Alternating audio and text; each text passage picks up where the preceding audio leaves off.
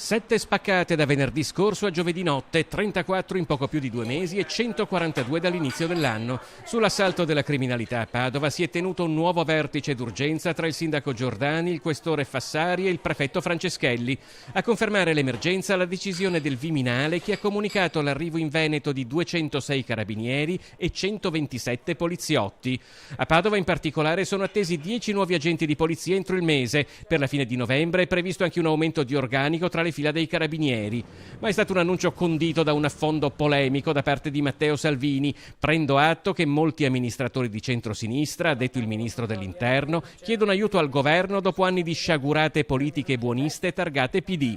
Giordani ringrazia e controbatte. Non sono concessioni, dice. Penso sia un dovere per un ministro dell'Interno stare vicino alle comunità che registrano esigenze specifiche sul tema della sicurezza, ovviamente senza colore politico. Hanno sfondato le vetrine del bar. Mi si casca il mondo addosso.